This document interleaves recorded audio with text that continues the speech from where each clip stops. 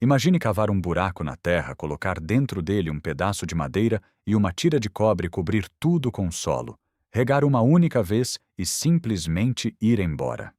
Sem bateria, sem fertilizante químico, sem conta de energia, sem nada para ligar na tomada, sem ter que comprar de novo no mês seguinte.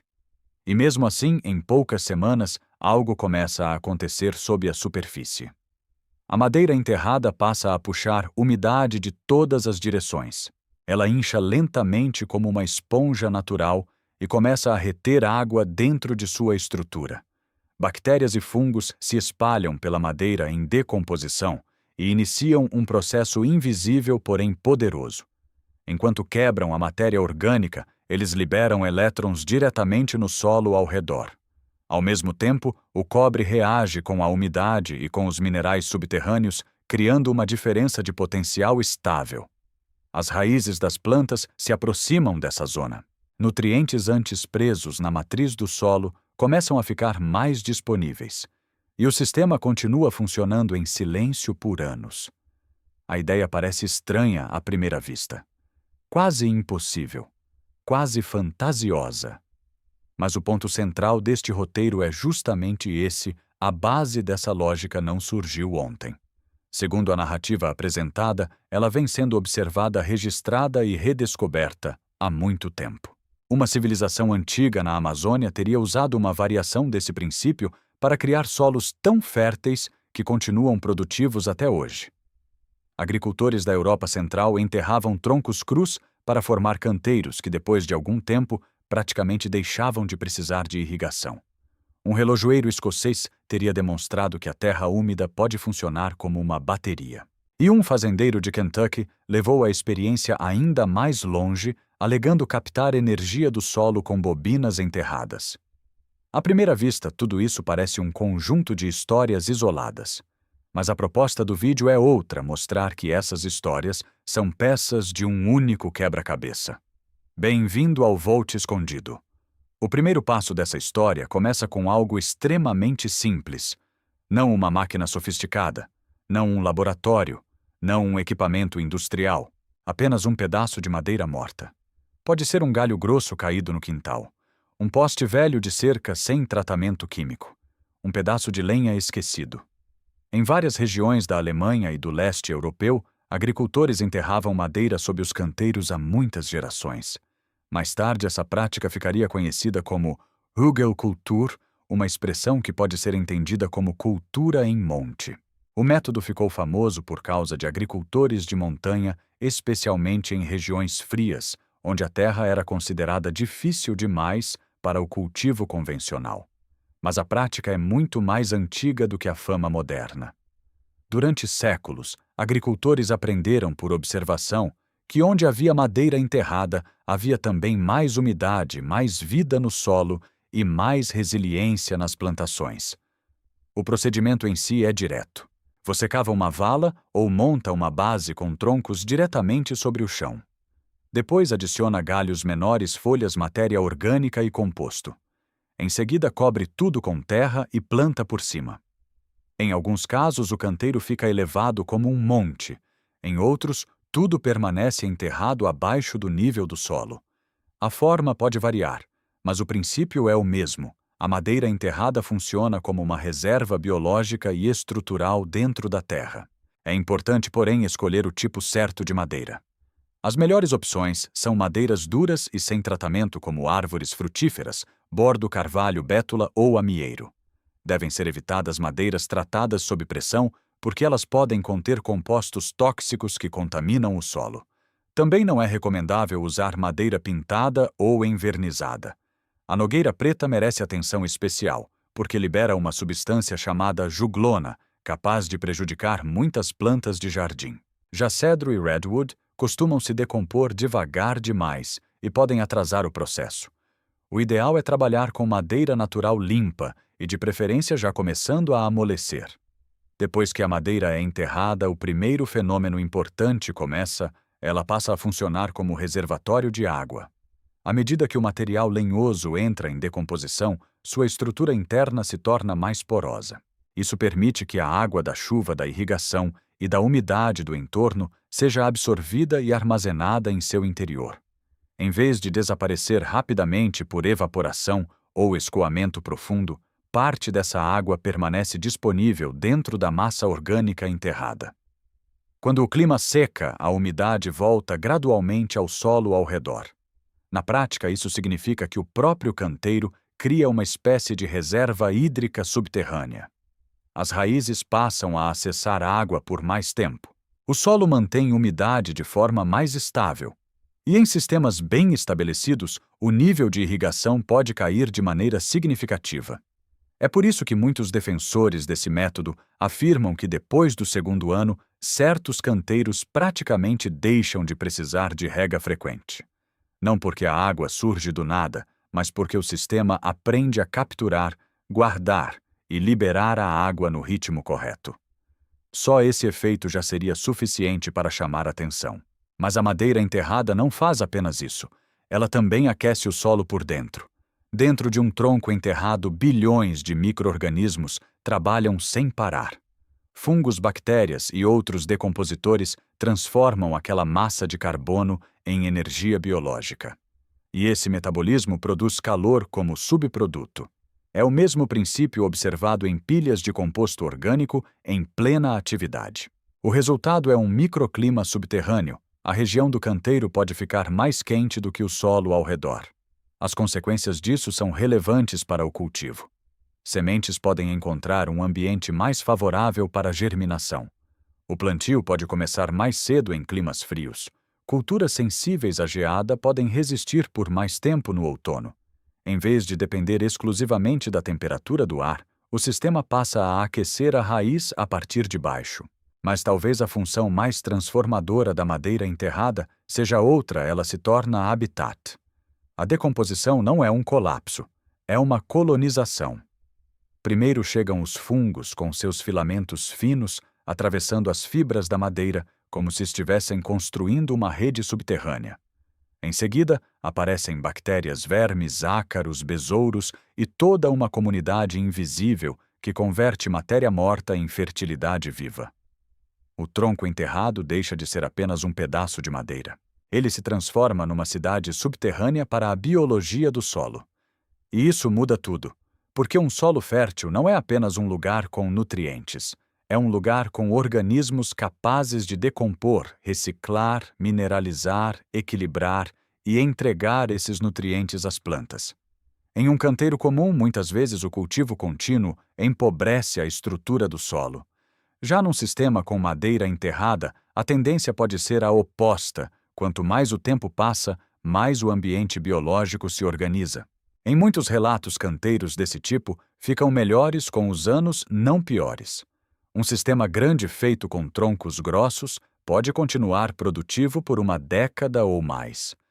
E quando a madeira finalmente desaparece, o que resta costuma ser um solo profundo, escuro, fofo e extremamente rico em matéria orgânica.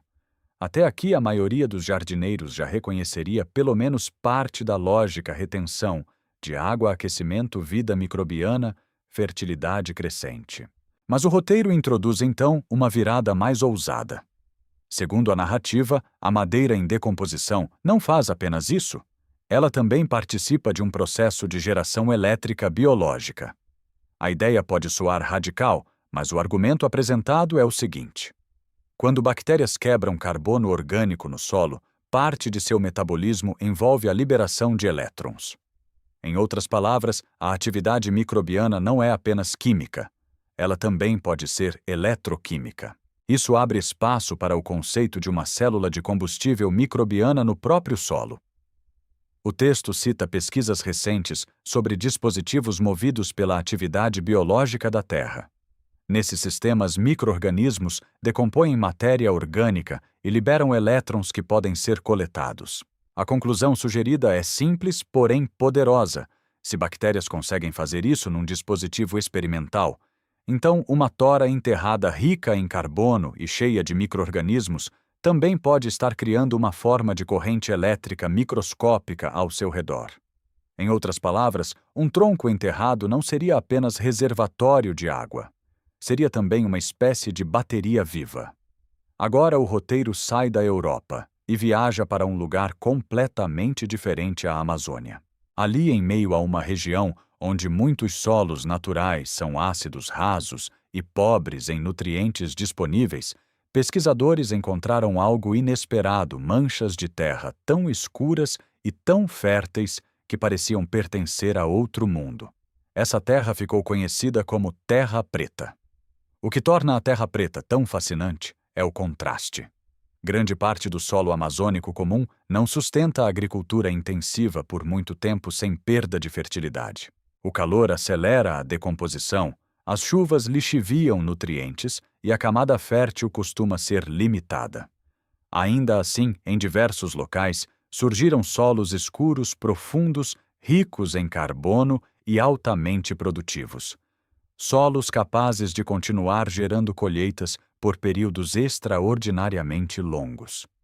Com o tempo ficou claro que aquilo não era apenas um acidente da natureza.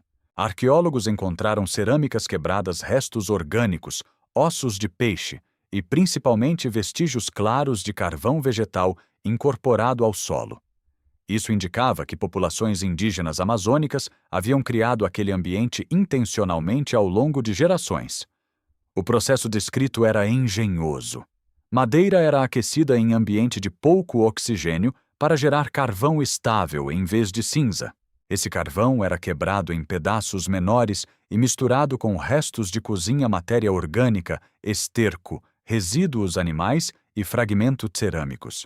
Com o tempo, esse material era incorporado ao solo de forma contínua, construindo uma terra cada vez mais rica. Hoje chamamos esse carvão estável de biochar. E o que faz do biochar algo tão especial é sua estrutura interna. Visto superficialmente, ele parece apenas carvão, mas quando observado de perto revela uma arquitetura cheia de poros, túneis e microcavidades. É como uma esponja mineral de carbono. Essa geometria cria uma área de superfície interna gigantesca. Em vez de ser um material inerte e fechado, o biochar oferece um imenso espaço interno para interações químicas e biológicas. Esses poros servem de abrigo para micro-organismos benéficos. Também ajudam a reter água, principalmente em solos arenosos, e podem melhorar a aeração em solos mais compactos. Além disso, o biochar influencia o pH e tende a tornar o ambiente mais favorável ao cultivo de muitas espécies. Mas o ponto que conecta essa parte do roteiro ao restante é a carga elétrica de superfície. O biochar age como um capturador de nutrientes. Muitos íons positivos presentes no solo, como cálcio, potássio, amônio, zinco e magnésio, são atraídos e retidos em sua superfície. Em vez de serem carregados pela chuva para longe da zona radicular, eles permanecem mais próximos das raízes.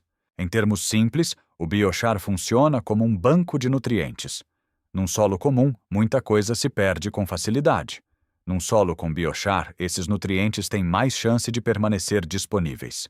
E segundo o roteiro, existe um detalhe ainda mais importante: o biochar também melhora a condutividade elétrica do solo. Isso significa que ele não apenas alimenta a fertilidade química, mas também favorece o ambiente eletroquímico subterrâneo. É exatamente aqui que a história do carvão antigo encontra a história do cobre enterrado. Chegamos então ao terceiro grande elemento do sistema, os metais. Em 1841, um relojoeiro escocês chamado Alexander Bain apresentou um princípio extremamente curioso. Ele enterrou placas de dois metais diferentes, zinco e cobre, em solo úmido, conectando-os por um fio. O resultado foi uma corrente elétrica contínua. O mecanismo é o de uma célula galvânica. O zinco é mais reativo do que o cobre. Quando ambos estão num meio úmido contendo sais minerais e íons dissolvidos, o zinco tende a perder elétrons. Esses elétrons percorrem o fio em direção ao cobre. O solo úmido, por sua vez, participa do fechamento do circuito porque funciona como eletrólito. A terra, nesse caso, não é apenas o suporte físico dos metais. Ela é parte ativa da reação. Isso muda completamente a forma de olhar para o solo. Aquilo que costumamos ver apenas como substrato passa a se comportar como componente elétrico. Segundo o roteiro, Bain utilizou essa corrente para alimentar um relógio elétrico. Logo depois, princípios semelhantes passaram a interessar sistemas de telégrafo. O solo úmido rico em sais e minerais podia atuar na condução elétrica entre eletrodos enterrados. Quanto maior a umidade, mais eficiente o sistema tendia a ser. Quanto melhor a mineralização do solo, mais estável poderia ser a reação. Mas o roteiro destaca um detalhe ainda mais intrigante. Relatos antigos indicavam que a vegetação acima dessas estruturas enterradas às vezes parecia diferente. A grama crescia mais verde, mais espessa, mais vigorosa. Não como regra universal devidamente padronizada, mas como observação recorrente o suficiente para chamar a atenção. Ainda assim, essa pista nunca teria sido devidamente explorada pela agricultura dominante. Ficou restrita a observações dispersas, comentários locais e memória oral. Depois, quase um século mais tarde, outro nome entra em cena: Nathan Stubblefield. Ele foi um fazendeiro e inventor americano associado a experimentos com energia do solo e sistemas enterrados.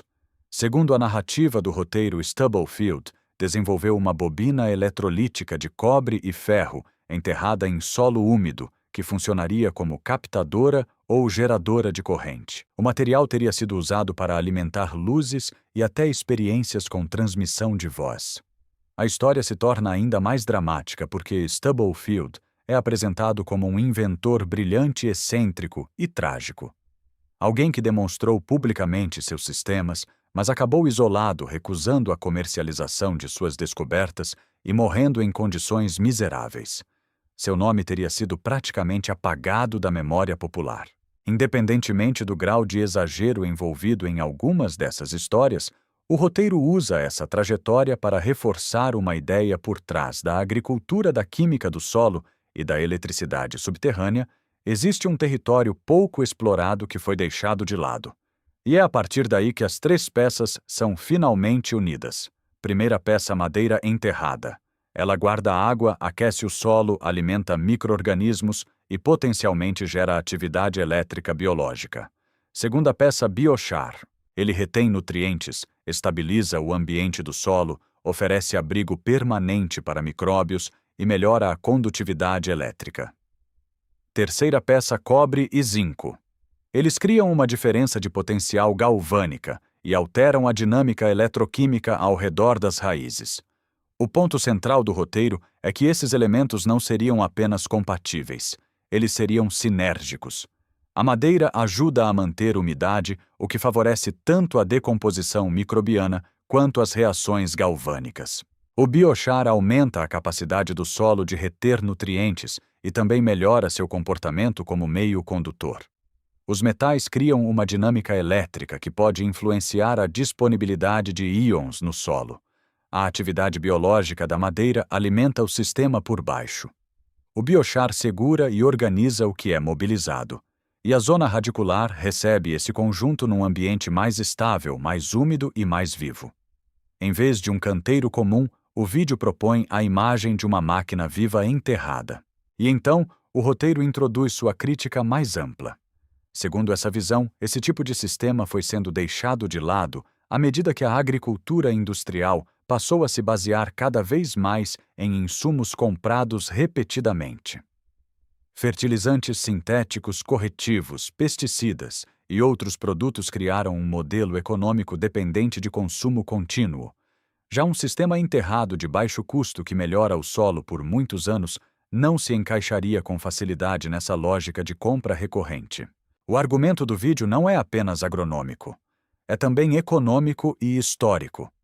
A ideia é que soluções permanentes baratas e difíceis de monetizar em escala teriam sido marginalizadas enquanto soluções consumíveis e renováveis a cada safra ganharam espaço.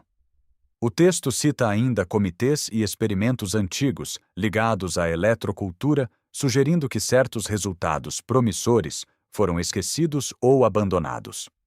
Depois de construir toda essa narrativa, o roteiro entra na parte prática. A primeira técnica apresentada é a cama de madeira enterrada. O processo é simples: cavar uma vala, colocar troncos maiores no fundo, preencher com galhos menores e matéria orgânica rica em nitrogênio, cobrir com terra e plantar diretamente por cima.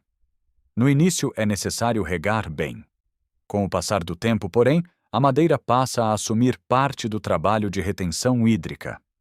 A segunda técnica é a camada de biochar. O roteiro recomenda usar carvão limpo, sem aditivos químicos, triturado em partículas pequenas. Mas há uma condição importante: antes de ser enterrado, o biochar deve ser carregado. Isso significa saturá-lo com nutrientes e vida microbiana, usando soluções orgânicas, humus líquido, chá de composto ou outras fontes nutritivas. A razão para isso é evitar que ele, no começo, absorva nutrientes do solo ao redor antes que as plantas possam aproveitá-los. Depois de carregado o biochar, é misturado à camada superior do solo, onde atuará como reservatório de nutrientes, abrigo microbiano e reforço da condutividade. A terceira técnica é a mais incomum: a instalação de um par cobre-zinco no solo. Segundo o roteiro, um pequeno tubo de cobre de um lado e um elemento galvanizado de zinco do outro, enterrados próximos à zona de raízes, podem criar uma pequena diferença de potencial mensurável. O texto alerta que mais metal não significa melhor resultado. O excesso pode se tornar prejudicial. A proposta não é contaminar o solo, e sim montar uma microestrutura controlada. A ideia então evolui para o sistema completo. No fundo da vala fica a madeira.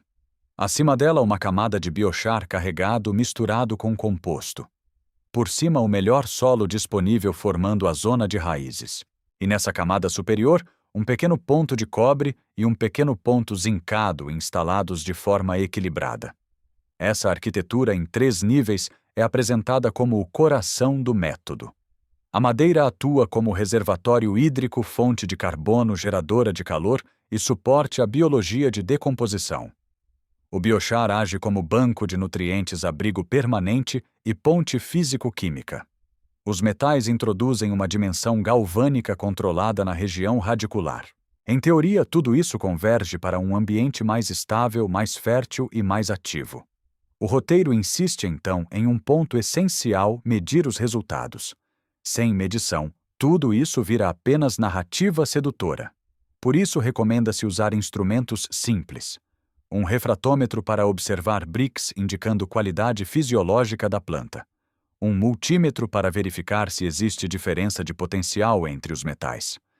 Fotografias periódicas para acompanhar crescimento. Pesagem da colheita ao final do ciclo. E, sobretudo, a presença de uma fileira controle: mesmo solo, mesma água, mesma luz, mas sem madeira enterrada, sem biochar e sem metais.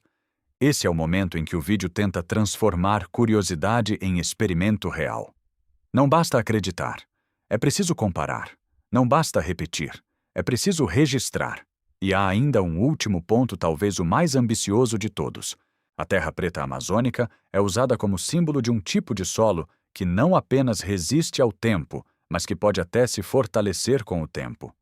O argumento é que o biochar cria condições tão favoráveis para a vida microbiana e para a retenção de matéria orgânica que o próprio solo passa a acumular mais carbono novo.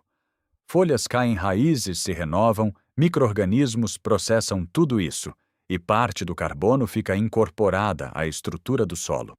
Quando há madeira enterrada embaixo, esse processo recebe alimento vindo de baixo. Quando a matéria orgânica cai da superfície, ele também recebe alimento vindo de cima. Assim, o sistema passa a ser descrito como um ciclo quase fechado. A água é armazenada e devolvida. O calor é produzido internamente. Os nutrientes são capturados e recirculados. A biologia se multiplica. E o carbono não apenas entra no sistema, mas parte dele permanece estabilizado por muito tempo. Essa parte final do roteiro amplia o tema e o conecta à questão climática. Enterrar biochar equivale a guardar carbono no solo por longos períodos. As árvores que deram origem a esse carvão removeram dióxido de carbono da atmosfera enquanto cresciam. Quando esse carbono é convertido por pirólise em uma forma estável e enterrado, ele deixa de retornar rapidamente ao ar. Nesse sentido, o sistema não serviria apenas para alimentar plantas. Ele também seria uma forma de restauração ecológica e armazenamento de carbono. É por isso que a expressão energia infinita, embora claramente usada de forma chamativa, é tratada pelo vídeo como algo mais do que marketing.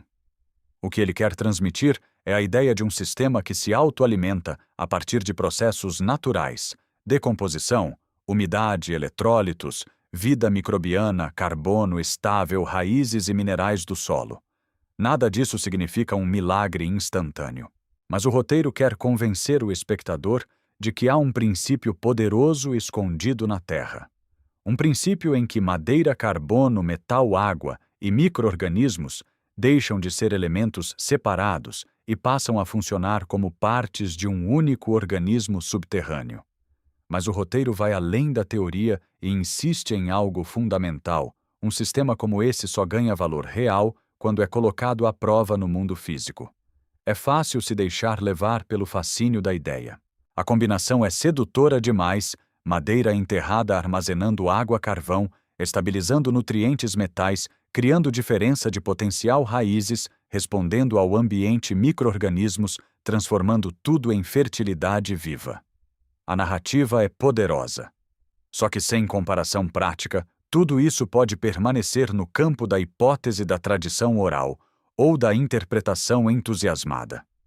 Por isso a proposta não deve ser tratada como superstição, nem como dogma. Deve ser tratada como experimento. Se alguém quiser testar esse sistema de forma séria, o primeiro passo é montar duas áreas praticamente idênticas. A primeira recebe a estrutura completa madeira enterrada biochar carregado e um pequeno arranjo galvânico com cobre e zinco. A segunda funciona como controle sem nenhum desses elementos. O mesmo tipo de semente, a mesma quantidade de luz, o mesmo regime de irrigação, o mesmo solo de base, a mesma época de plantio. Só assim é possível observar o que realmente muda. Acompanhar o crescimento das plantas semanalmente já revela muita coisa. A diferença de altura, a espessura do caule, a cor das folhas e o vigor geral são indicadores importantes. Fotografar sempre do mesmo ângulo ao lado de uma régua ajuda a transformar percepção em evidência visual. Pesar a colheita no final do ciclo é ainda mais importante. Se houver acesso a um refratômetro, medir Brix pode acrescentar outra camada de observação, mostrando a concentração de sólidos solúveis nas folhas ou nos frutos, um indicador frequentemente associado à qualidade fisiológica do cultivo. Além disso, o roteiro sugere algo muito interessante: medir a voltagem entre os eletrodos enterrados ao longo do tempo. Essa etapa é simbólica e prática ao mesmo tempo. Simbólica porque mostra que o solo não é um meio morto. Prática porque ajuda a verificar se a parte galvânica do sistema realmente está ativa. Em condições favoráveis com solo úmido e boa mineralização, um pequeno par de cobre e zinco pode produzir uma diferença de potencial mensurável. Não é uma quantidade de energia pensada para alimentar equipamentos domésticos ou substituir a rede elétrica. Esse não é o ponto. O foco aqui é outro: criar uma microdinâmica eletroquímica no ambiente radicular. E esse detalhe faz toda a diferença na narrativa do vídeo. A proposta não é construir uma usina subterrânea. A proposta é reorganizar o solo para que ele trabalhe de maneira mais inteligente. Quando o roteiro fala em energia infinita, ele está usando uma expressão chamativa, quase provocadora. Mas por trás do exagero existe uma noção mais concreta, a de um sistema que continua operando porque se apoia em processos naturais contínuos. A madeira decompõe lentamente por anos. A água entra com a chuva e fica armazenada. Micro-organismos continuam respirando, consumindo e reciclando matéria orgânica. O biochar permanece estável e funcional por muito tempo. Os minerais do solo continuam reagindo. As raízes continuam explorando os gradientes de umidade, nutrientes e potencial elétrico. É isso que torna o sistema tão atraente. Ele não depende de uma única aplicação imediata que se esgota em poucos dias. Ele não trabalha como uma injeção de fertilizante solúvel que causa resposta rápida e depois desaparece. Ele age mais como uma infraestrutura biológica, algo que é montado uma vez e amadurece ao longo do tempo. E essa talvez seja a parte mais radical de toda a proposta. Na agricultura convencional, muitos insumos são pensados para correção rápida. O solo está pobre. Adicione nutrientes. Está ácido. Corrija o pH. Está compactado, revolva. Falta água, irrigue.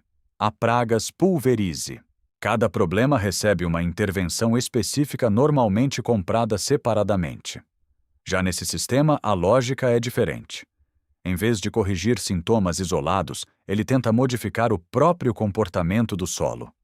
A madeira enterrada altera o regime hídrico.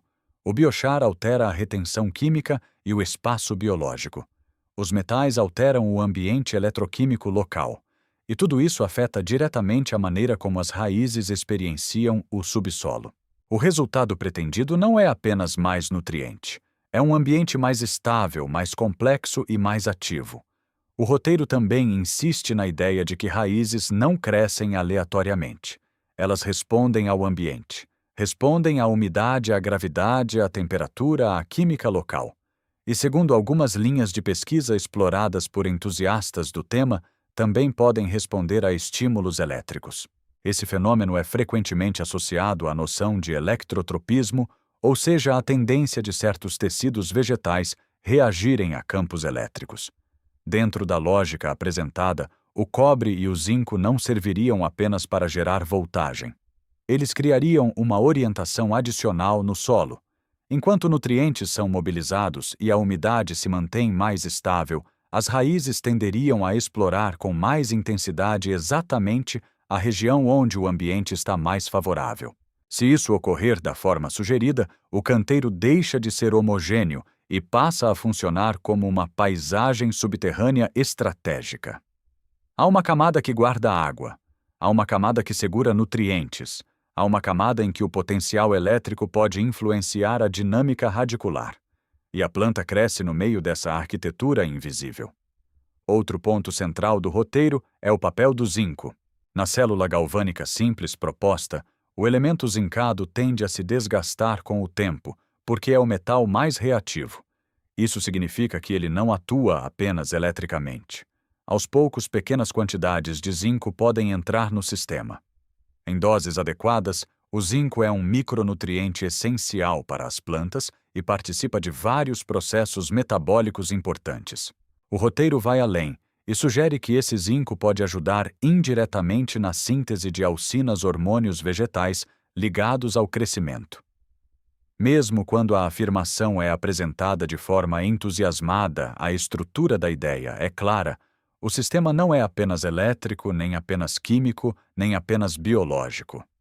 Ele mistura essas três dimensões o tempo todo. Isso explica por que a proposta é tão difícil de encaixar em categorias simples. Se alguém olhar apenas para a madeira, vai dizer que se trata de retenção de água e matéria orgânica. Se olhar apenas para o biochar, dirá que é condicionamento de solo e sequestro de carbono. Se olhar apenas para os metais, dirá que é uma experiência galvânica. Mas quando tudo é combinado, surge algo mais complexo. É justamente esse algo mais que o roteiro tenta ressuscitar. Outro aspecto importante é o tempo. Grande parte dos sistemas agrícolas modernos foi desenhada para responder rápido. O mercado premia velocidade. Resultados visíveis em dias ou semanas são mais vendáveis, mais fáceis de demonstrar e mais simples de transformar em produto. Já um sistema enterrado, que pode levar meses para se estabilizar e anos para atingir seu melhor desempenho, exige outro tipo de mentalidade. Ele exige paciência. No primeiro ano, a madeira ainda está começando a absorver água e a ser colonizada. O biochar ainda está sendo integrado à biologia do solo. O arranjo galvânico ainda está se acomodando às condições locais de umidade, sais minerais e matéria orgânica. Em muitos casos, o sistema não mostra seu máximo imediatamente. Ele amadurece. E é por isso que o roteiro o apresenta quase como uma tecnologia esquecida de longo prazo. Não algo pensado para impressionar em 7 dias, mas algo desenhado para trabalhar por muitos anos. Esse detalhe é decisivo, porque altera a expectativa de quem experimenta. Se alguém montar um sistema assim esperando um milagre instantâneo, provavelmente vai se decepcionar. O valor dele está na acumulação. cada chuva armazenada, cada raiz nova, cada folha morta incorporada, cada micro-organismo instalado, cada microvariação química retida no interior do biochar, cada fase da decomposição da madeira. A fertilidade, nesse caso, não é jogada sobre o solo. Ela é construída dentro do solo. O roteiro usa a terra preta como o símbolo máximo desse princípio. A grande força da terra preta não está apenas em sua fertilidade atual. Está na evidência de permanência. Em vez de um efeito passageiro, trata-se de um solo criado de tal forma que continuou funcional por períodos extremamente longos. Isso desafia a lógica de que toda produção precisa necessariamente degradar o ambiente com o tempo. Pelo contrário, o exemplo sugere que é possível produzir ao mesmo tempo em que se aumenta a qualidade estrutural da terra. Quando essa ideia é trazida para o jardim ou para a pequena escala, a pergunta muda completamente.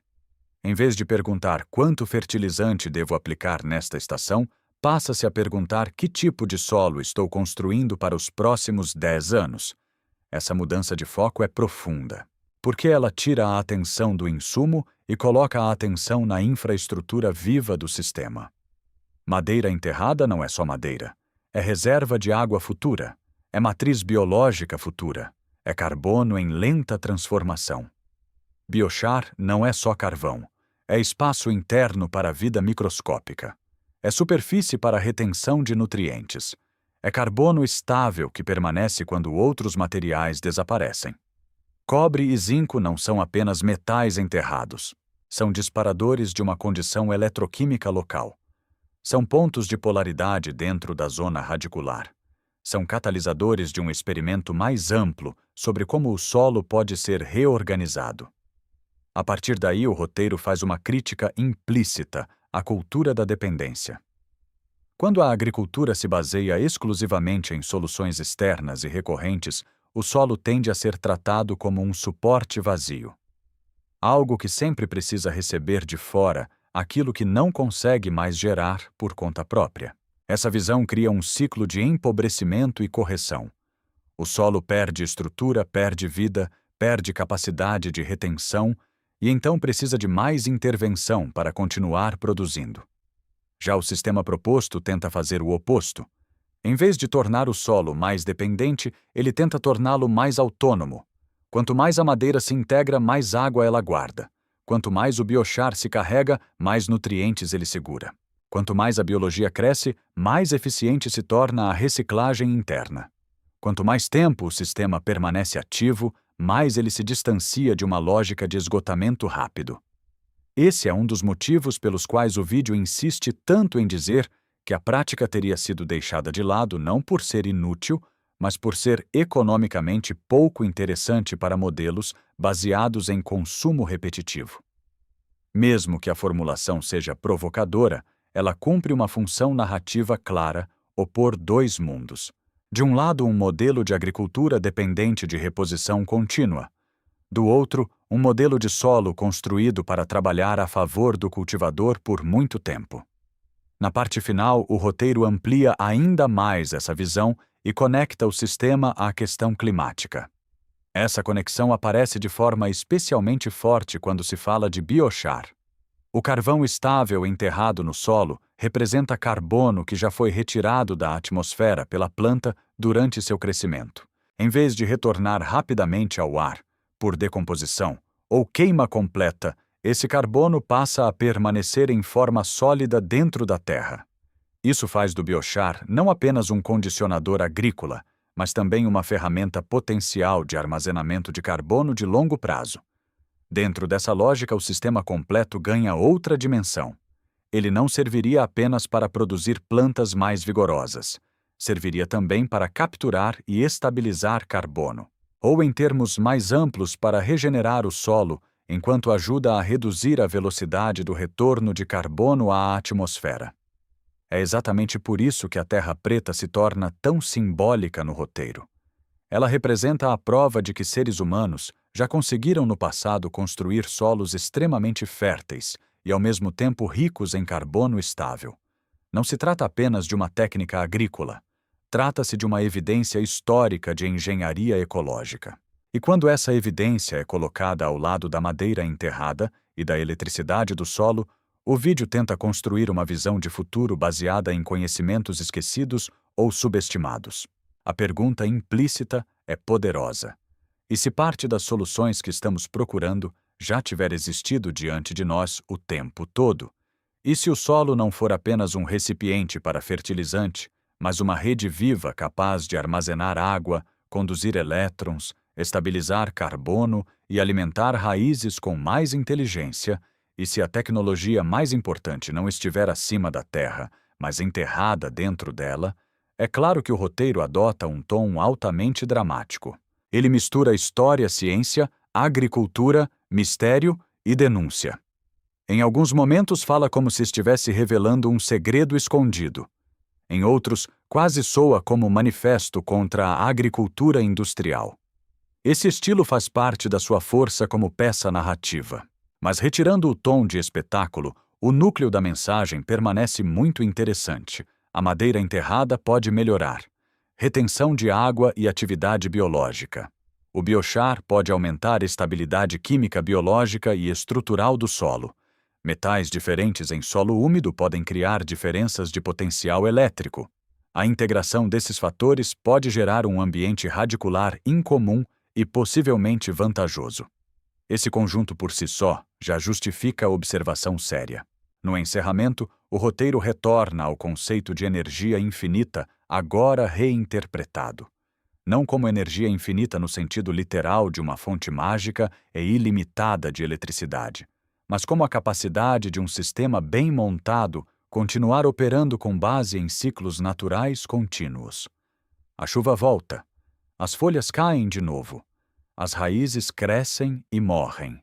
A madeira continua se decompondo. Os micro-organismos continuam trabalhando. O biochar continua armazenando. Os minerais continuam reagindo. O sistema não depende de um único evento isolado. Ele depende da continuidade da vida. Esse é o verdadeiro centro filosófico do texto. O solo não é visto como matéria parada. Ele é visto como processo. Um processo que pode ser empobrecido, explorado e drenado. Ou um processo que pode ser nutrido, estruturado e colocado para colaborar com o cultivo. Ao terminar o roteiro, deixa uma espécie de desafio para quem assiste. Monte um canteiro pequeno. Faça um teste controlado. Observe por uma estação inteira. Compare com uma área comum. Meça o que puder. Não aceite apenas a tradição, mas também não descarte apenas porque parece estranho. Porque talvez a grande descoberta não esteja em inventar algo totalmente novo. Talvez esteja em reaprender a ver o que a Terra já vinha tentando mostrar há muito tempo. Debaixo da superfície, um pedaço de madeira pode ser muito mais do que madeira. Um punhado de carvão pode ser muito mais do que carvão. Um tubo de cobre e um pedaço de zinco podem ser mais do que sucata metálica. Juntos eles podem formar um sistema em que água, biologia química e eletricidade deixam de agir separadamente e passam a cooperar. Um sistema enterrado, silencioso, quase invisível, mas potencialmente poderoso. E essa é a imagem final que o roteiro quer deixar na mente do espectador, não a de um truque, não a de uma superstição, nem a de uma máquina milagrosa, mas a de um solo vivo, estruturado com inteligência capaz de trabalhar durante anos com base em princípios simples e profundos da natureza. Se estas histórias importam para você, inscrever-se e ativar o sino é a melhor forma de manter esse conhecimento vivo.